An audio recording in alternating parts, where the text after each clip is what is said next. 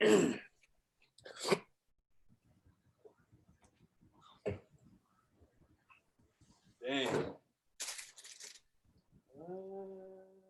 Here.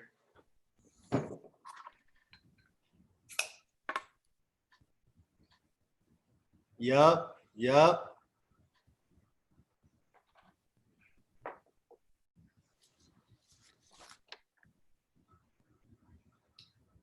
Yes, sir.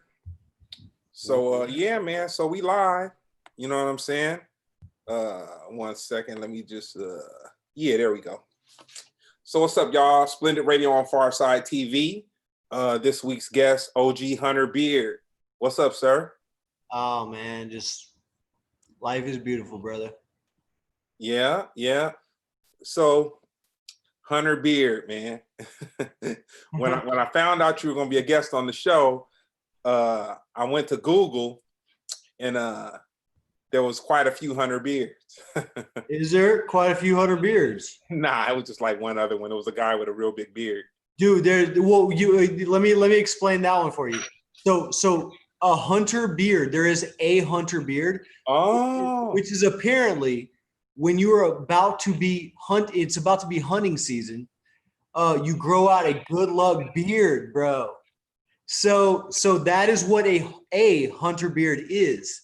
There is many pictures of glorious beards of which people have grown out for good luck when they're hunting. So yeah, that's that. And then all that makes sense because the guys that I was looking at, they had like the ZZ Top-ish. Yep. Some had real ones. Some had So I don't know if that's what my dad intended, but man, that's what I'm dealing with over here. The 100 beard with no beard, you know what I'm saying? It's like the one dude in ZZ Top. Fast fun fact: without a beard, his last name was Beard. I'm dropping gems on you right now. Yes, sir. So what city are you originally from? Little Rock. Little Rock, Arkansas. Yeah, brother. Yeah, man. So what junior high school did you go to? I went to Pulaski High. I went to two junior highs. I went to Pulaski Heights, and then I was asked to leave, and then I went to Parkview Junior High, and then I was politely asked to leave. And then I went to GED. Okay.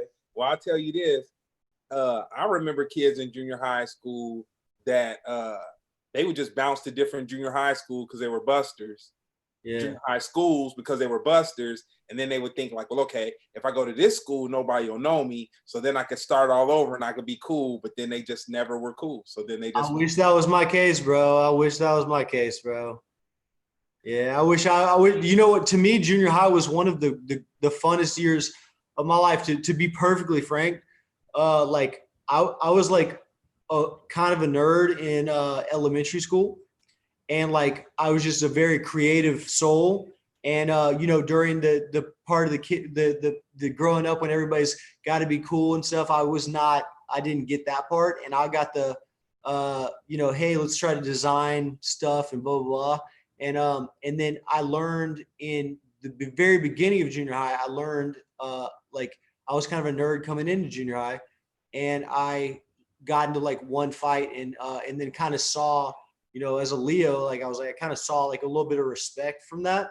And this is just dealing with nowadays, but I kind of went down that road of getting the egotistical road of trying to find a young man trying to find respect through fighting or selling dope and shit.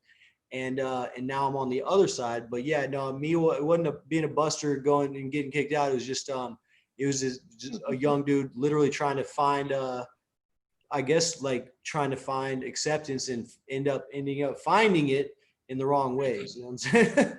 Nah, but you know what? It's a trip because I was never good in school. Like I was fortunate enough that when I was in elementary school, we had a principal that lived on our street to this a magnet school, and I was nowhere near magnet or whatever. But the thing was, I just wasn't interested in school. Like I wasn't a dummy. I guess that's politically incorrect or whatever. But I I never found the thing that kind of like drove me or whatever. And then at like age 13, no, it was probably about age 10, I bought some hamsters. Some And the hamsters. yeah, I bought some hamsters. Okay. And then I realized that if two hamsters hump, you get pups, and the pet shop would pay like $3 or $4 a piece for them. And I'm like, and the gestation period was Oh, fast. So I was just like, damn, you can, they'll buy them back. Like you get them, they'll buy them back. So then I went from hamsters to blue dwarf bunnies to English bulldogs. And then from English bulldogs, I got very creative, understanding that I could sell things. You know what I'm saying? So yeah, and I've been hustling ever since. Like, bro, that's 100%. With me, it was like making jewelry, and it was straight. This is like, I don't give a fuck about what anybody else says. This is my shit. You know what I'm saying? I own it now. Like I don't need any street cred at all. You know what I'm saying? But me, it was making beaded jewelry at like 13, 12, 13, going down with my sister with you know, necklaces, bracelets, blah, blah, blah, walking up to cars. Hey, will you buy it? And a lot of people were buying it because it was a cute little kid. You know, a lot of people were buying, like, you need to be at home, whatever, you know. But dude, that's the hustle story. And that's basically not everybody was meant for school, bro. And you know, a lot of people who go to school, there's a very, very huge difference between book smarts and street smarts, and a lot of the common sense and or what you've learned and your ability to retain knowledge. And I'm on the common sense spectrum, bro. Like I learned from myself, you know, like with the, like probably similar to you.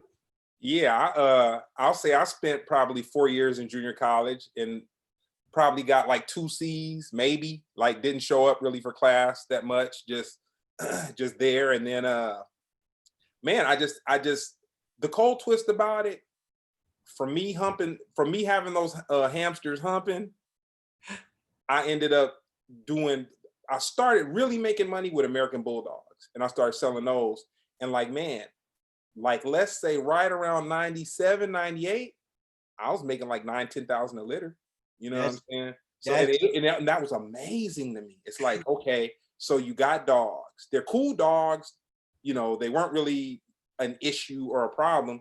You feed them and let them hump, and you got you got bread. Nature take its course.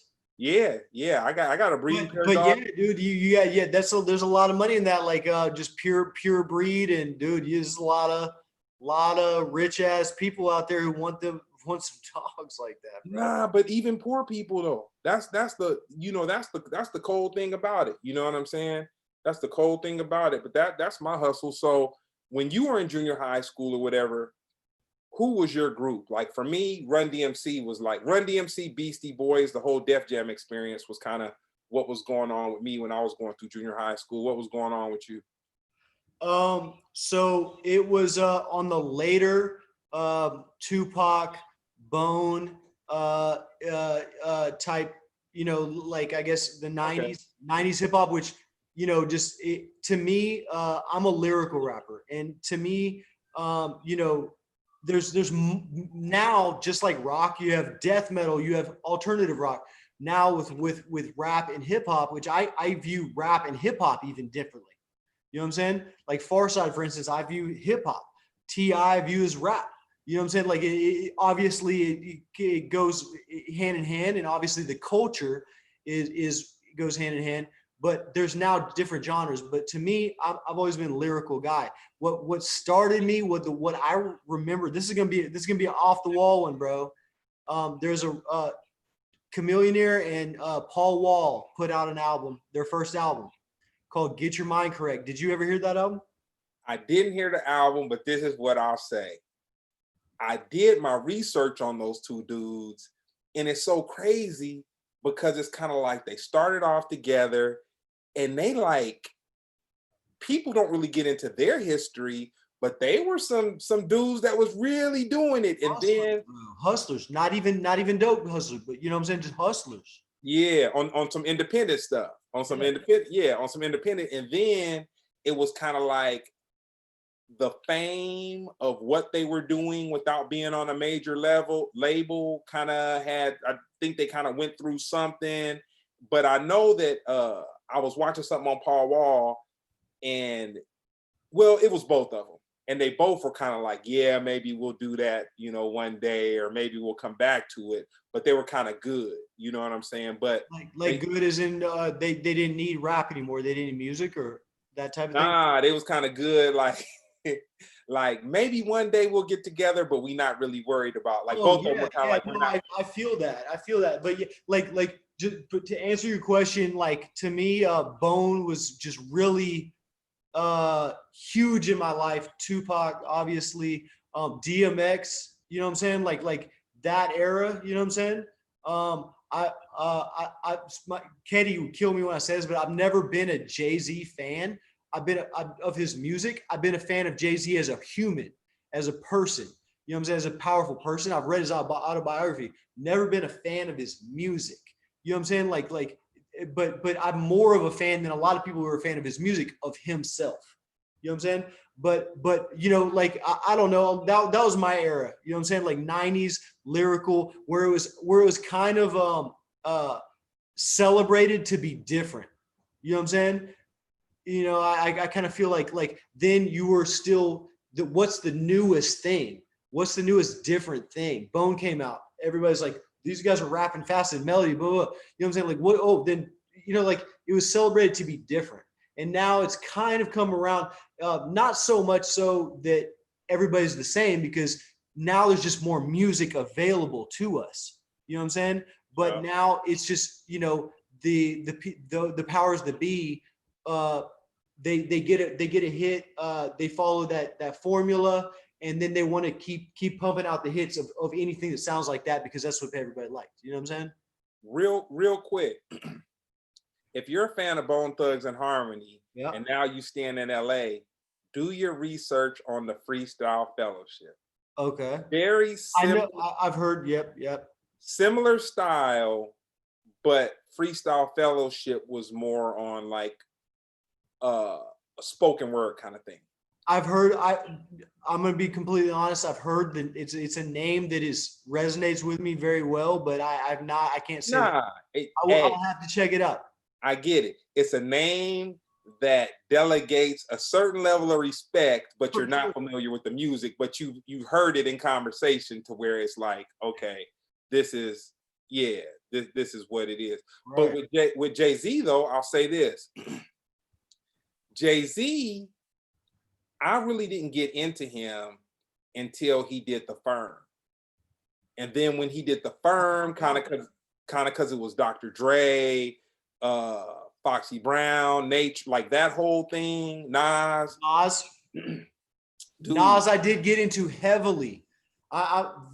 See, music is an opinion.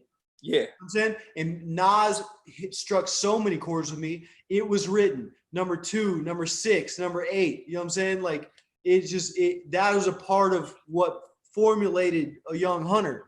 You know what I'm saying?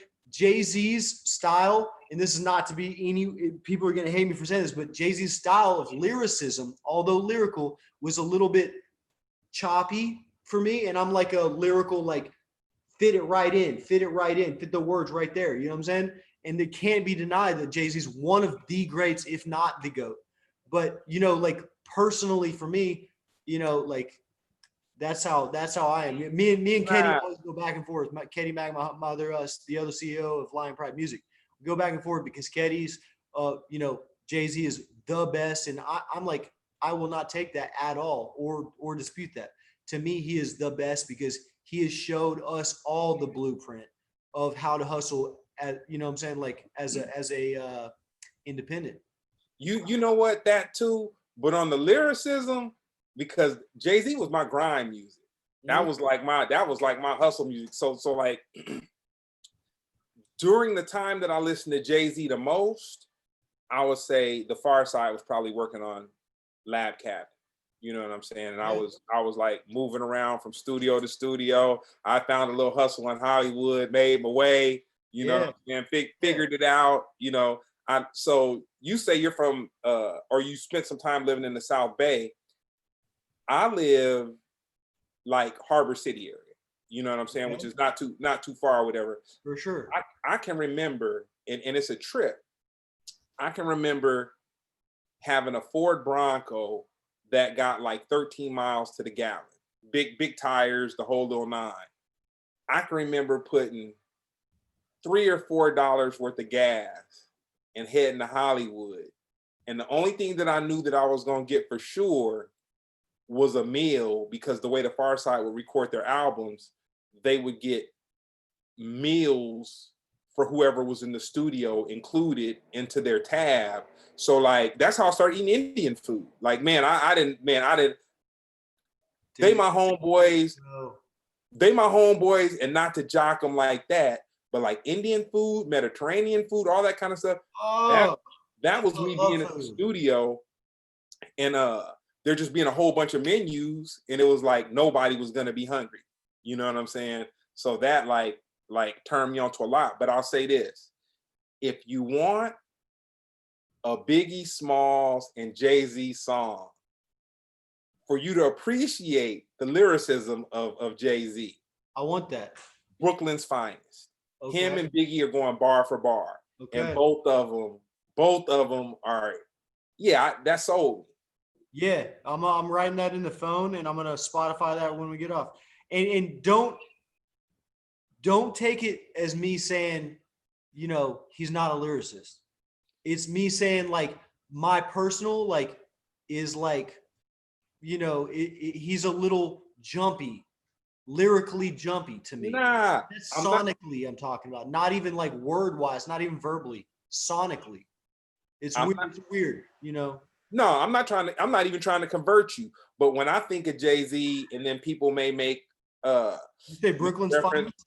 Yeah. So when people make reference to like his older music, or if they go back not too far back and they make reference to music like in the 2000s or whatever, I say, man, you can say whatever you want. If you listen to Brooklyn's Finest and you're me listening to Brooklyn's Finest is like watching, let's say, a Mike Tyson spar in the ring, and he's sparring with somebody that can hang with him. You know what I'm saying? And I'm not saying that Biggie or Jay-Z was doper, but on that song, they both were contenders. You know what I'm saying? Like, have you ever heard the song? What's the Eminem and Jay-Z song, Renegade? No. So on that song, and interestingly, to bring it back around, on that song, Eminem was as perfect as you can get lyrically, but Jay-Z was as perfect as you can get storytellingly, heartfeltly.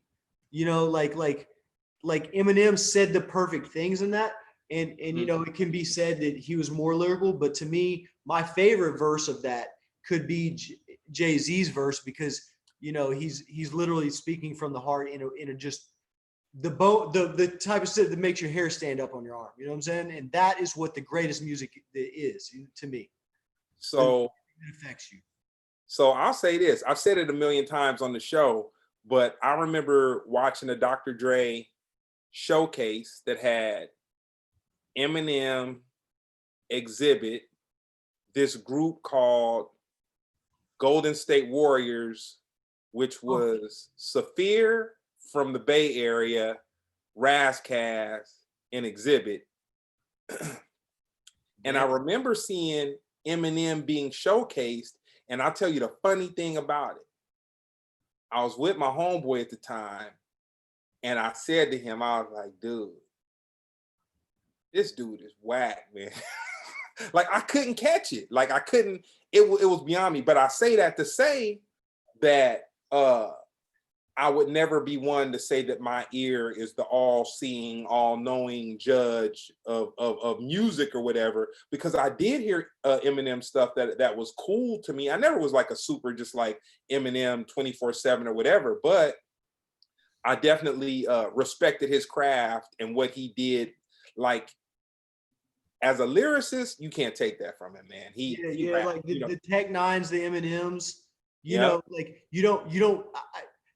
But one thing to say about that, like, I feel you 100%, and see that, but that is the very basis of the art of music is this is all, it is all literally what speaks to us personally. Yeah. Like you don't have to be the one who's like, oh, I hear Lady Gaga on the radio. Oh, I'm supposed to like Lady Gaga. Oh, I hear, like it talks to you personally. It talks to me personally. You know what I'm saying? Like there's no argument.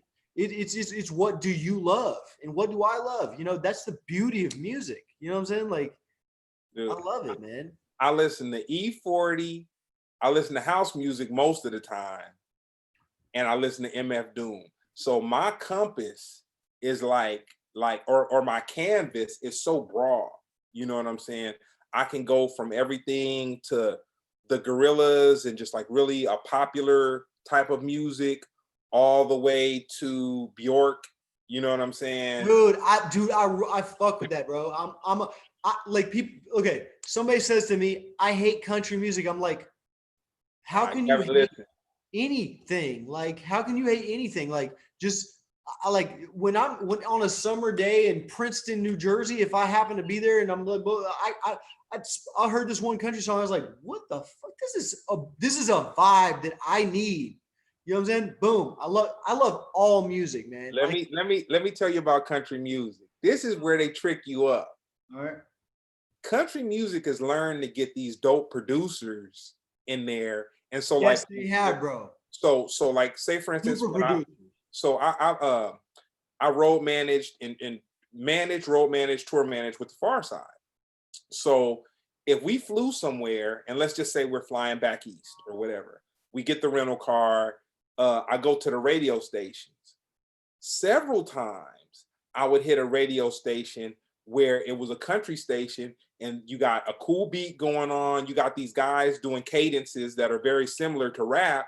And it's just kind of like, if someone didn't say this was country music, you'd have no idea it was country music. And I'm not talking about the country music where they're singing the love ballads and all that kind of stuff. I'm talking Right. about secular country music right now. Right. And that's why, when I looked at with guys like Nelly, like getting into it, I'm like, it's not that far from rap, man. No. Like where it is right now, It's not that far from rap. It's all about to me, radio hits are it's literally sonically pleasing. Yeah. Is it sonically pleasing? You know what I'm saying? And there is a formula for that. There's a scientific and a written out formula. This many bars, hook, start the bow. But to me, like, bro, to me, it's like, where are you at right now in your life? Does this song affect you? Does this song give you something that you need? You know what I'm saying? Like when the whole SoundCloud rapper thing phase was going, everybody's like, oh, SoundCloud rapper, it's not real rap. They're looking down. I'm like, you know what? These rappers are giving the young kids the same feeling that I got when I needed something to believe in and something to, like just to wholeheartedly, read those album covers and read every word. That was the SoundCloud rappers were giving them the exact same feeling. It's just. I tell people, don't sleep on SoundCloud. Like I know somebody personally. A young kid, not young now, but young at the time, and he had like 5 labels reach out, and I was working with him, and he had 5 labels reach out, and I talked to him, and they purely got interest off of his SoundCloud and then some of the activity going on his YouTube. But like basically the record labels, SoundCloud was their A&R. That's exactly right. That is how it is. He built his buzz. The record label wanted to piggyback off of what he had already built. I didn't get a fish on the boat, but I had several strong bites, and I was on the line. You know what I'm saying? Trying to reel it in, but on the line, but strictly off of SoundCloud. So I'll tell anybody. For sure. It's a way of exposure. I mean, okay, like this comes down to like, basically for an independent artist, how can you make other people hear your music? You know what I'm saying? And SoundCloud is a vehicle of a priceless vehicle of exposure. Yeah. How can you go viral? How can you bubble? How can you get somebody to hear your music? SoundCloud. Whew. So tell me this. When you left Little Rock, where did you land? I landed when I left Little Rock. I was fresh off of I was property of the state for a little bit, and Okay. I got out, and I was just really from 14 to 20. Babe, when did I get out? 2008, a long time. Yeah. 2006. I was basically I got out and I was like, you know what? Rap is the only thing that is going to satisfy my need for money without me going back to prison. You know what I'm saying? Without So the risk of you going back to prison. like at the time it was literally like this is at the time I'm now tarnished in the public image, and this is the only thing left for me to follow, and so I delved wholeheartedly into it.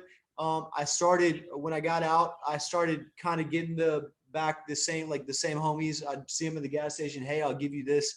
You just pay me back when you get it. And I was like, it's just been so long. I've been like my wife stuck with me through 3.5 years on my last sentence. You know what I'm saying? And Real one. I was like, I can't let this happen again. I moved. I was like, I'm moving to LA. And we drove out in a Cadillac on 22-inch rims. And that Cadillac was owned by my homie Big Kennedy, who was in my first rap group, The Definition. And we had a song on the radio at the time.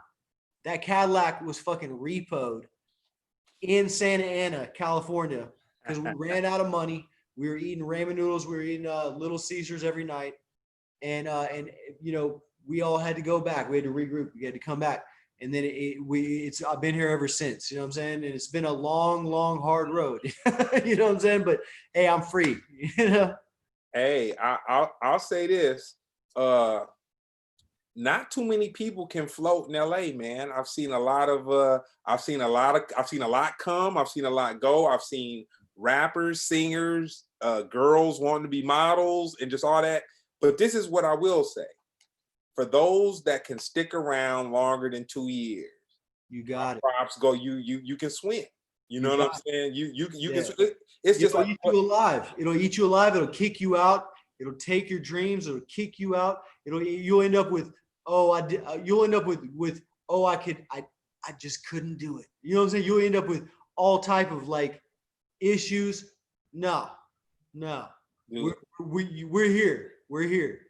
I know cats that I wasn't even into their process, but them coming to LA, staying in LA, not super exploiting themselves, doing nothing ridiculous and way out, and just being able to make it, it's like, they earn my respect for real. Bro, The hustle, bro. The hustle. The music is one thing, but the hustle is what really gets a lot of people on. And I respect the hustle, bro. That's what goes back to the Jay-Z thing, bro. I respect the hustle. I am a hustler. You know what I'm saying? I'll tell you 2 places I give props to. I give props to New York because New York pace is just fast. It's just fast. It's just moving. Oh, I love it. I love it. But on another level, London is ridiculous. Like I can recall leaving a show. One of the guys in the group, Brown, he was out with Gorillas, and we went to this after hours, and there was a guy who was working in the banking industry, and it was the after hours like thing we went to was kind of like a club, but kind of like a lounge or whatever. And dude, we met this dude that was having meetings at like 2 a.m, and I'll just remember saying, first of all, it's very difficult for me to comprehend the hustle level of somebody who worked all day. I wish, bro. Went out and then went to an after hours, had meetings at the after hours, and he was like, "Yo, man, I got to be at the office tomorrow at 9 a.m." You know what I'm saying? I remember saying, "Man, I'm not doing something right." Well, it wasn't that I wasn't doing something right. My passion just was not at the level of where I would go. But then I also said this wouldn't work in LA. Like people in LA, they cut off. They cut off. It's not. There's different hustle cultures. Different hustle cultures. New York. Have you seen the movie Uncut Gems? Adam Sandler. Uh, It's that one that he's like he may have the got new one. up for an Oscar with that thing. It's a weird movie, but it's that New York hustle, that grimy, beautiful, dark New York hustle, that dirty New York hustle, and I love that. God, New York's one of my favorite cities ever in the world, and it's because of that. Because I'm an extrovert of the highest caliber, and New York, like when I need it, it's there. And when I go out on the patio, it's there. Those lights are on. Those lights are on at 4 a.m. Those lights are on at 4. You know what I'm saying? Like it's always that. But LA, yeah, LA is like a laid back. Like we got traffic, but we're not gonna stress about it. We're not gonna cut you off about it. We're all just gonna sit in this traffic. And New York's like the laid back palm trees, chill vibe. It's different hustle cultures to me. You know what I'm saying? Like, but some of the biggest hustles are in LA, man. You know, like my experience with New York was, I want to say my first time in New York might have been like around 90, might have been like 98, 99 maybe. And I recall being in a Lincoln Town car, which those were the, you know, the livery vehicles or whatever. I know. And we had this driver that was like boning out. He was like weaving in and out of traffic, whatever. And but it was traffic. So we hit a point where there was traffic, so you could only go so fast. And he was kind of like cutting off, and everybody was cutting each other off, trying to get whatever. And I remember the driver cursing this dude off, and he just cursing him out. He just went off on this dude. And then after he went off, he's like, "Hey man, you're just an idiot." And it was like, yeah. I saw that there was this New York cultural thing where they were just very passionate. And just because somebody's going off screaming or at the top of their lungs or whatever, it means something different than it means in LA.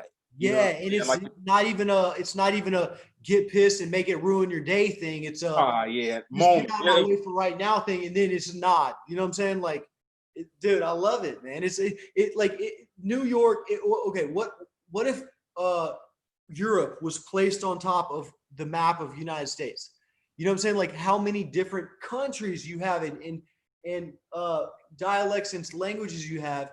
Like imagine that language in the United States, we're all speaking English, but it's all different cultures. Like New Orleans, like Cajun culture.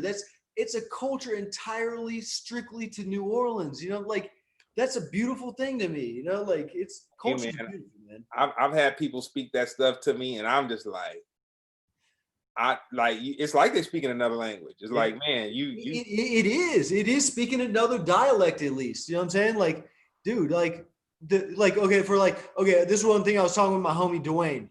Scipio knows Dwayne very well. Scipio's how I met Dwayne's how I met Scipio. But go-go music in DC. Do you know about go-go music? Yeah, bro. So like a lot of people don't know that DC has their own just strict go-go music. So I was with Dwayne the other night, and we were talking about like Nirvana, and Dwayne had never heard a Nirvana song, and I was like, that's hard to believe. He's like, maybe I've seen his shirt in Target, but I was like, but when he grew up, the DC go-go scene was so strong that is the culture that he grew up with, and that's in the United States, so strong that he wasn't even messing with like Nirvana. One thing that traveling with the Pharcyde taught me is that there's regional music, because when you're somewhere, it's really like being landlocked, because you can be like, say for instance, me being in LA, if all you're listening to are LA stations, that's all you're gonna know, and it's almost like, you know, the world is flat. Like you don't know anything else, and then you go somewhere else, and that's why for a lot of the Southern MCs, I gave them so much props, because it's like, even though it was a transition to acclimate to Southern hip hop, let's say 2001, 2002, 2003. For sure. But when you got these cats and they're selling so many records and they're just doing it, and you're not going to hear it in LA. You're not going to hear it in New York. But they didn't need LA or New York. They had where they were doing what they did, And then once they hooked up with the large distribution deals, or when whoever was on in their city hooked up with the larger distribution deal, then whoever got on kind of reached down, and then you would get this person. Like I'll give you a perfect example. I found out that 2 Chainz was Titty Boy like Yeah. maybe two years ago, maybe like 2 Duffel years bag ago. boy. Yeah. Didn't understand that he had a whole thing. I'm thinking, okay, you got this rapper 2 Chainz, and he's just hot on fire. He's just on top of the charts or whatever, not knowing Titty Boy was he was already something. Yeah, bro. That was the hustle, and he was the one of what was it called? Well, I can't remember their name, but they had the song Duffel Bag Boy, Lil Wayne, all over. Pretty sure it's national, Lil Duffel Bag Boy, but then that was them. And then 4 years later, I guess it was maybe a bad label deal or whatever it was, but 2 Chainz kept going, remarketed, that's a beautiful thing, man. Beautiful thing. And he can rap. So tell me this: at what point did you take rap serious? I used to rap with my one of my good dearest friends. He's definitely in that life these days still. James Howard. Me and him started rapping, and just the fun of it, you know what I'm saying? Before I did my last bid. And then when I was in, I was like, I had to take it seriously, because in my mind, it was literally, with as many felonies as I have, no one is going to hire me, and I need to be hired. I need to make money, and I need to do it legally. I have to make this transition. And so it was literally a do or die thing. It was like a pray in the shower. This is all I have thing. And that's when I took it seriously. I hit the ground running with the simply, it's either this or prison. And if I go back, my wife's not gonna stick with me again. I'm gonna get life. I'm doing life on this song I'm playing already. So that's when it was that, you know what I'm saying? It was that. So tell me this: when you got serious about rapping, did you start with management, or did you just kind of like hustle and flow style, just run up on people, give them tapes, just whatever? What was your process? Bro, so yeah, that's a good. All right, so I'm gonna put in long story short, when I was in, there was a guard named Tammy, right? And I used to have a little tape. They allowed us little tape recorders, and I used to rap over whatever songs were on the radio, and I used to let her hear it. You know what I'm saying? Just like whatever, like she cared. And then there was a man named Don Coleman. Shout out Don Coleman, Flipside Music Group. He's been very influential in my life. This man was Tammy's baby dad. He lived in LA. He lived in like up north. And before I even got out of the joint, she called me, and she was like, "Hey, are you going to be out in 1 month? Because he wants you to open up for Chris Brown." This is back in Chris Brown's major heyday. And I was like, I'm not going to be out. And within 1 month of me getting out, within 3 weeks of me getting out, bro, this is a real talk. I had never recorded anything. And this man flew me out to Fresno for a 10,000 person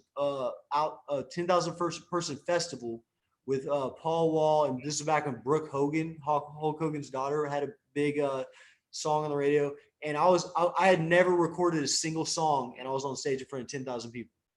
But that was one thing. And then I also met a manager immediately after getting out, because I was the most cutthroat.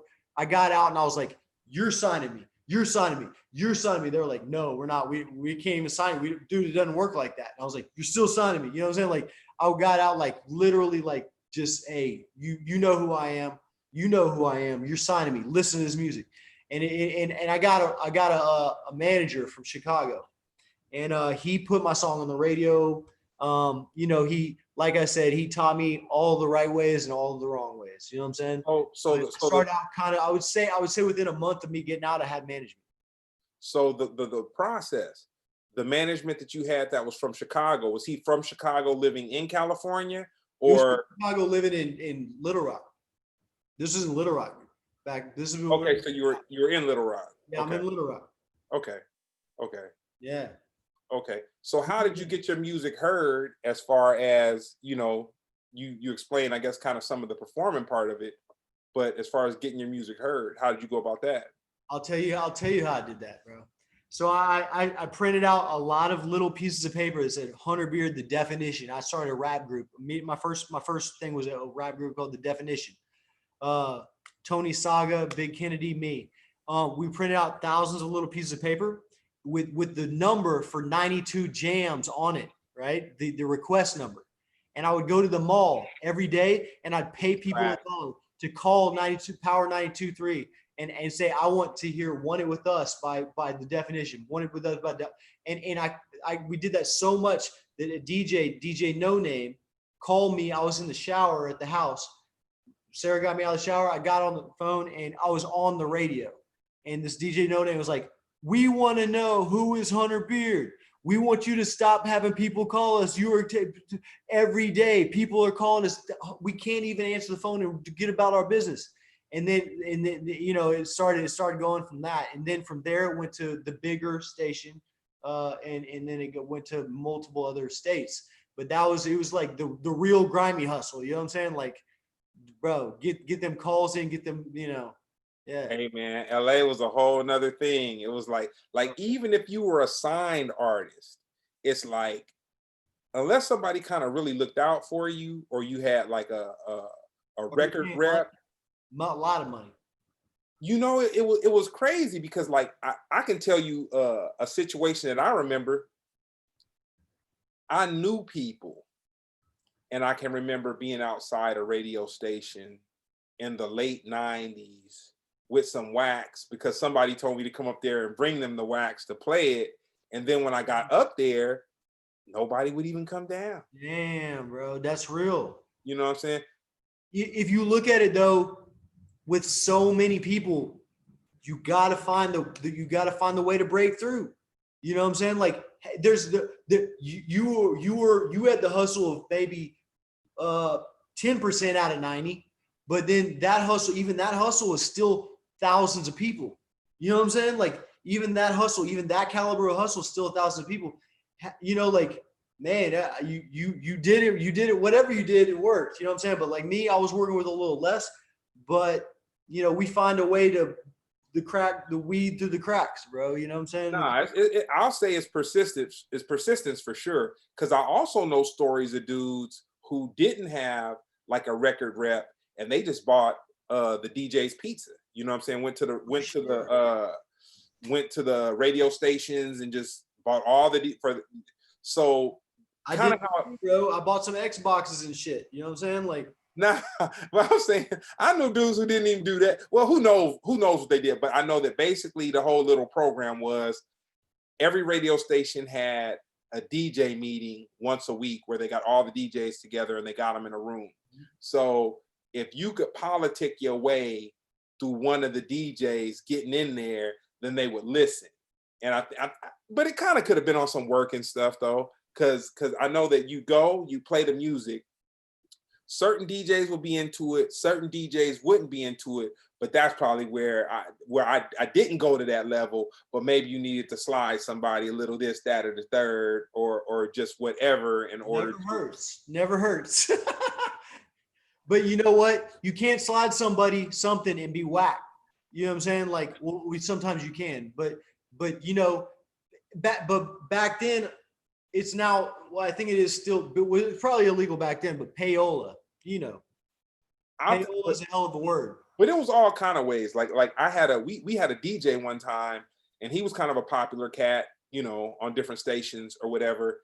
And I hit him up, and I was like, man, have you ever taken any money to play somebody's stuff at the club? Because he was also a club DJ, and he DJ'd at like kind of like some jiggy clubs and whatnot. And I could just see dudes coming in with a gang of dough and just being like, yo, man, here's my money, man, play my cut. And he was like, dude, I've only did that one time. And I was like, what was your experience? And he was like, man, whenever you take somebody's money to play a song, they're going to feel like you owe them your first 5 kids. And he was like, man, he's like, dude, it was never worth it. He was like, dude, they come up to you, and then they kind of, you know, they get mad. Like, you know what I'm saying, man, you're not playing my stuff. And he's like, dude, you only gave me 100, bro. You know what I'm saying? Yeah. Like, Bro, give me 2 minutes. I'll be right back. I wouldn't leave if it wasn't worth it. oh, wow.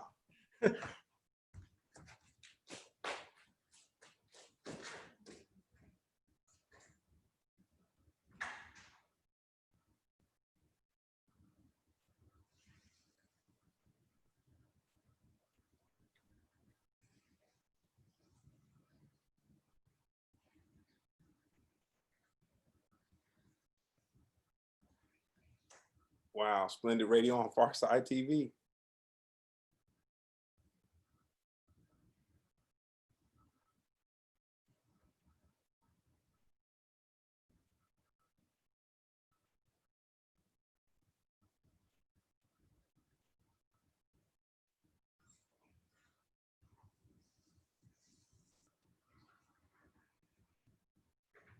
We're gonna see if this is worth it.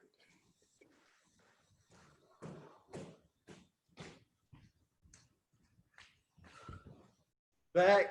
Sorry, bro. You know, it's my birthday today. Man, I would have gave you a pass. I would have did something in the middle because I did know ahead of time. Happy birthday, man. Yeah, bro. Yeah, I was like going the last 50 minutes. I was just like, I have been drinking today a lot, and but yeah, I'm back. That's cool. Well, I appreciate you today, bro. 39. 39. 39. So what is 39 like in Los Angeles from Little Rock, Arkansas? Property of your wife. You know what I'm saying? Property of your wife. What is that like in a COVID California? Dude, slightly boring, but like rewarding. You know what I'm saying? Like I feel like I feel 31. You know what I'm saying? Like I feel like I'm not. I feel like the time that I was in, that I kind of as wasted time, and I feel like I'm in good shape now. You know what I'm saying? Like, you know, this is a time where if you chose to sit on your ass and watch TV every day anyway, then you're just gonna be a really happy dude just doing that right now. And if you were a hustler, you're gonna be like, okay, what can I work on in this time? You know what I'm saying? Like, can I like start eating better? Can I start you know, like you feel me? Like I'm not bored. I'm not, you know, it's just this is time to work harder, to evolve, and you know, eat better and work out. I'll tell you something funny. So years ago, I dated this. I went out on a date with this girl, and then it was one of those things where we both were kind of like, it wasn't like we didn't like each other as people. It just wasn't cool. You know what I'm saying? Like that. So we stayed cool or whatever. Friends for like, I probably met her in like 2002, maybe 2003. It was a while ago, whatever. But we always stayed cool. So we stayed so cool that she met a dude, they got married, whatever. Me and homeboys hella cool. Me and her hella cool. But me and her husband is like, yeah, probably as cool as me and her. We like hella cool. No funny business, no nothing, just straight up cool. And he's from Chicago. And so being from Chicago in LA, well, he was in LA, but now he's in another city. But he's a hustler. He's a mover and shaker. You know what I'm saying? He does his thing. Right. And probably the second week after the corona jumped off, we were talking because I was just like, man, you know, picking his brain, he's picking my brain, we're going back and forth. She's always trying to get us to do some project or because he's hell of a talent, you know what I'm saying? And he has this whole marketing and promotions thing down. So he's like, Greg, you know what this is? And I was like, what? He's like, man, this is a hustler season. And I said, a hustler season? He's like, yeah, no. Bro, I feel like when you're a hustler, bro, I feel like this is when the world is standing still, and this is your chance to move forward. Man, I'll say this is the greatest time of my life. Bro, I made more money I've ever made in the last 2 months. The brand ain't been too bad, but I'll just say my passion level. Like I'll put it this way. It's been years.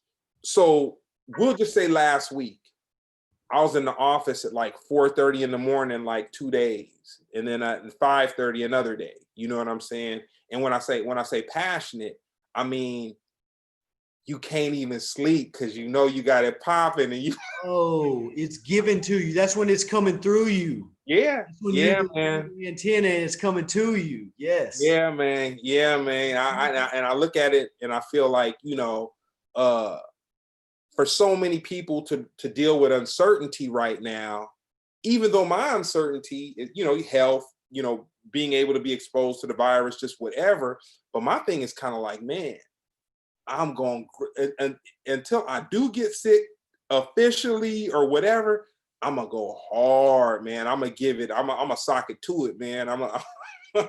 Man, dude, there's so many there's just so many ways to evolve in this game, and especially to be honest, like speaking of nationwide, like that $600 extra for unemployment, like that was for a lot of people, like for my DJ, um, he had a job out here. There's just no work in that job during during COVID.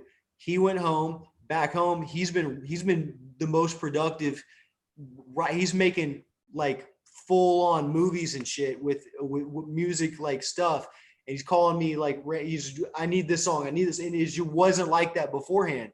But it's the $600. If you're getting this $600 extra for unemployment, and which is as much or more than you were probably making in your normal job, and you aren't using this time to be creative and do your what you were meant to do and what you always wanted to do, man, then I hope you watched a good binged out on some Netflix on some good stuff, because this is what I'm doing. You know what I'm saying? Like, we gotta, man, this is a beautiful time for creating. And I will say this. So what, babe, what was that? We watched after the pandemic. Okay. So what, Sarah, what did it say that mural, after the pandemic came the Renaissance? Amen. After the plague came the Renaissance. I saw a mural the other day and I took a picture of it. After the plague, we're talking about the old, before the actual Renaissance. Yeah. It was the Black Plague. Millions of people died. After the plague became the beauty of the Renaissance immediately after. Man, I bask in being able to hustle every day, man. I wake up like, because the trip is when the pandemic first jumped off and we shut down, like for 3 days, I won't say I was depressed.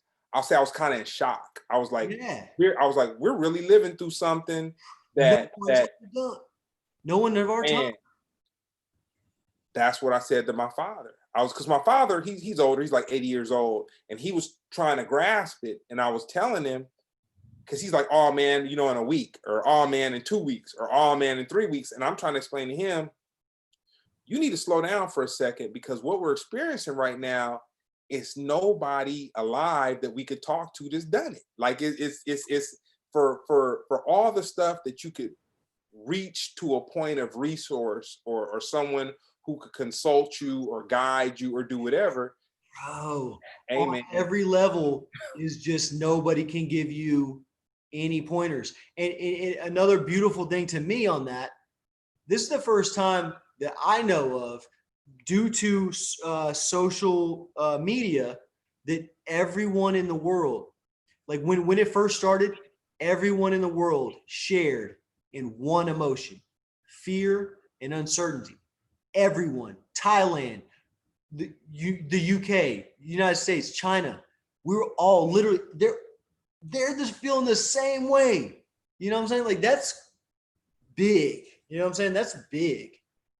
Yeah, no, it's a big deal. Especially you mentioned the UK. Shout out to my homeboy Ty. Rest in peace, man. He was Ty was a trip. Ty, man. When we get off the show, anybody looking, well, yeah. No, yeah. His name is Ty. His last name starts with a C, and I can't really pronounce it. But he was like a forefront cat in the UK. But he could sing as good as he could rap, and he could sing real good. You know what I'm saying? He was definitely a talented cat, and he's somebody that we lost. And it's a trip, because it's like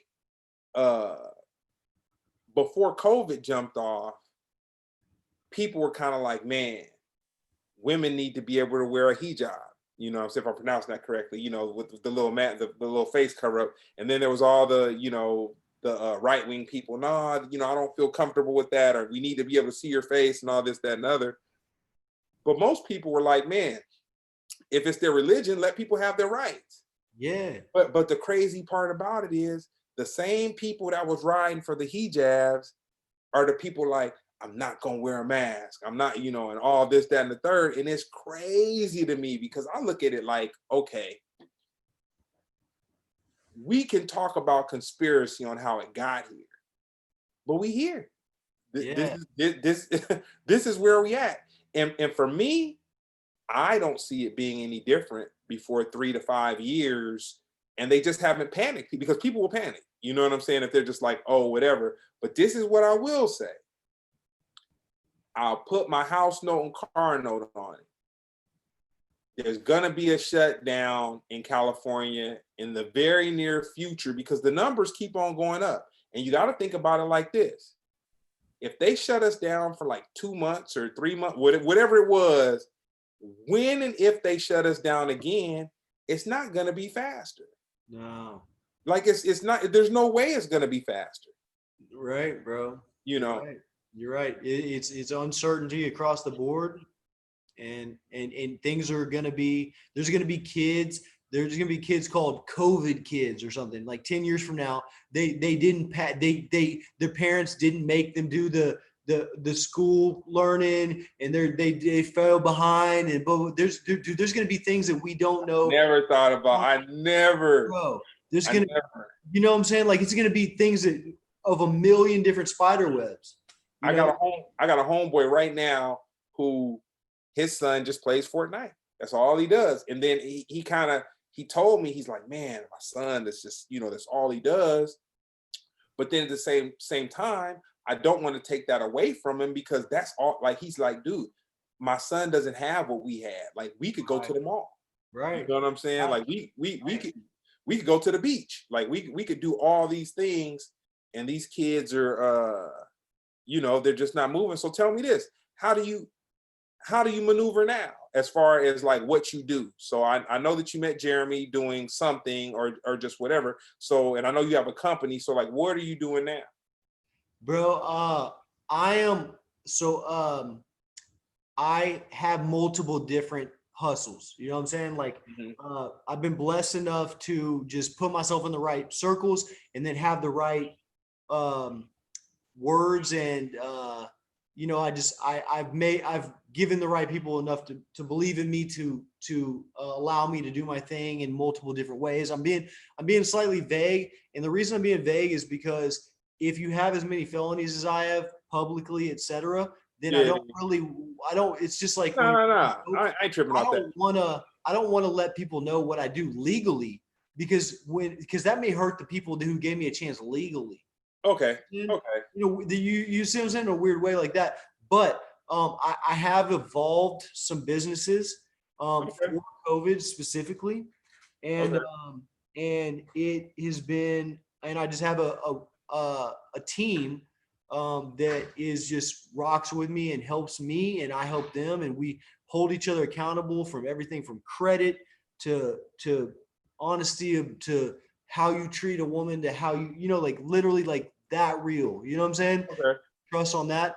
And so, you know, we've all put ourselves in harm's way and work through essential business type stuff on certain things. Nah, we probably need to chop it up offline because I definitely don't put it this way. It's a trip. It's kind of like I don't put mine out there either, and I know it's to my detriment, you know, because I don't have anything too crazy on my situation or whatever. But I try to keep things kind of separated and kind of because my thing is, if people know what you do, it will be dope if you were celebrated. But a lot of times, man, that's not the, you know, that is not the human nature sometimes, my friend.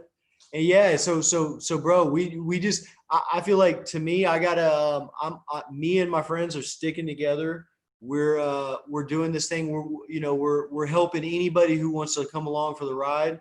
And absolutely, when we get off, we'll link up, because Jeremy knows what I'm talking about too. Jeremy's gotten lots of money with me, and I love that dude. But these are some strange times, man. We gotta hold ourselves accountable as humans. There's strange times that racially injustice. The country is being baptized through fire in a rightful way. You know what I'm saying? Like, and hopefully it does something. Hopefully, like, the jokesters don't come through and take the message that like the BLM movement, et cetera, is trying to has the momentum to actually make some things happen. And hopefully the jokesters don't come through like with the last movement, Occupy Wall Street, when it just became everybody coming out with glow sticks and stuff, and like taking, I'm looking at down the road, and I'm like, there's some real serious things that could happen here, and beautiful things that could happen here. And the country is so volatile in such a strange way. I'm not even being political. I'm just saying, like, so volatile that it's so separated and divided, and it's like, this is just a time when, you just got to give the man $20 that you walk across, and you see him as a human being, and like, with this handout, and you gotta be real, and we gotta be humans. So tell me this: do you know anybody that was affected by COVID? I do. Yeah, I have a best friend whose grandmother passed from COVID. Yeah. Yeah, I had my homeboy Ty. Yeah, Ty, and then I had a cousin that passed. But the crazy thing, I've known personally 5 people to have it, and the crazy thing about it is different with everybody, man. Everybody, bro. Everybody. Bro. A dude worked for me. And he called one day and he was like, well, I have a sore throat. And so I was like, nah, you should stay home. And so then the next day he's like, yeah, I still got the sore throat, but I think you got to stay home. The third day I was like, nah, you got to go and get tested. And so then he went and got tested. And then when he went tested, he was like, well, okay, I'm not going to come back until, I get my results, but I really don't think it's a big deal. And then I was like, okay. So the next day I called him to check on him, and he's like, I had a fever. And I was like, okay, but no test results. Then the next day I called to check on him, and he's like, man, I had uncontrollable coughing this morning. And I'm like, dude, you probably he's like, yeah, I probably have it. But the funny thing about it is, he was never laid up. He was like home board. Like he had some symptoms, but they were very mild. And then I know another person that had it, and then they were had a fever for 6 days. Tried to go to the doctor, get medicine, just told them, take some Tylenol, rough through it. Then they said that they were having problems breathing, and they finally gave him some antibiotics. And then when the antibiotics kicked in, that went. But I'll say they probably went through like 9 days of severe, like severe stuff, and then it kind of got better. So I just say that, man, for me, I'm just out there ducking and dodging, man. Bro, it's real, bro. Bobbing and weaving. Like like, for me, I feel like I'm invincible at all times, but my grandma, my parents aren't. You know what I'm saying? Like, if the facts are there, this is a disease that takes advantage of the weak, and not necessarily the weak of, but the weak of, like a lung disease, or the weak of obesity. Like not saying obesity, but like you just. But it could even get somebody strong. They've had dudes that have run, the dudes that like in pristine shape, no gut, no nothing. You just don't know, man. We don't know. We don't know. So on the last question, signing out, with your experience, where do you see life in the next 3 years, man? Coexisting with COVID. Where well,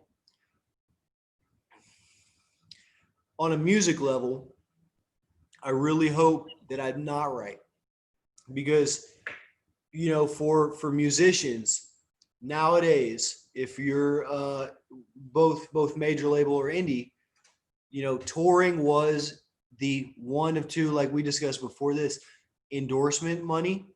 If you're a ball player, you may have an endorsement money. If you're Drake, you got Nike. If you're but for musicians, your money is endorsements or it's touring and shows. And so if we can't figure out a way to evolve and somehow make money while touring, then there's going to be a lot of broke people because a stream is 0.009 cents paid to the artist per stream.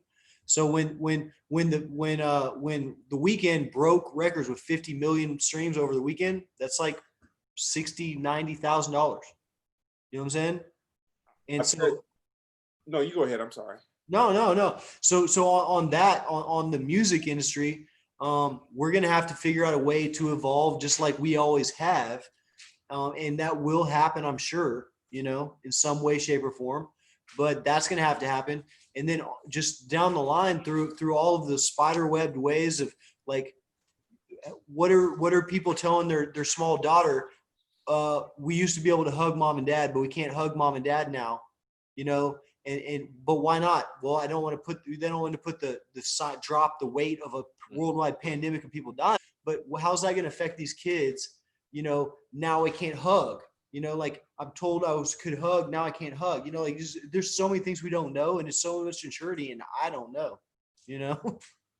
Yeah, no, I'll say, man, it's we're living in a very interesting time, and one thing that I do know is to just watch and just be mindful. But what I will say is this, on a closing out note, is that I feel that there's a purge going on, and like I also work with some comedians, and what I'm seeing with the comedian cats is still people spending money. Like there is still people spending money, and like say for instance, there's brands that got that. It's still cracking. Like it is still cracking, but it's just a different way. But it's cracking at on the home level, or bro, what if people just charge more for tickets because you can't sell as many tickets, you got to socially distance? What if you're just a little more, you have to get those tickets early? I don't, no. No, I think we're kind of on what I believe is going to happen is that there's going to be socially distanced shows that people are going to kind of try to do, and then there's going to be shows all the time, and there's going to be residencies. And so like, okay, say for instance Las Vegas, you have like 2-month 3-month residencies or whatever. Places that are different than Las Vegas, you're going to have groups that are going to be there for like a week or 2 weeks. And so as opposed to one night, you're going to do a week show, and they're going to recoup what they would have in one night over a week. Yeah. That's real. That's good. Because that's basically, the Pharcyde's done shows at this jazz club called Yoshi's, and they would do like, it doesn't hold a lot of people, maybe like 200 plus, maybe 300, but I'm saying like maybe around 250. But what they do is they charge for like dinners, you know what I'm saying? So with your tickets, you're gonna have a bomb dinner, you know what I'm saying? Bomb drinks and all this. And so basically, people are gonna go out to shows, and there will be shows, but they're just going to have to figure out how to do it kind of socially distanced, and the experience is just going to be totally different. It's going to be more like a couple type thing, you know what I'm saying? A curated experience. Exactly. Yeah. See, I was one of the last people booked. I was just starting to book a tour when this all happened, and I was my show at the Troubadour was canceled because COVID. You know what I'm saying? And God, hopefully Troubadour makes it through PPE and all that, those the loans, but it's affected all of us, and that we're just gonna have to figure out a way to make it like we always have, bro. It's gonna be like Jimmy Iovine and Dr. Dre starting to sell headphones when streaming happened. Yeah, man. Yeah, man. We So got to do it.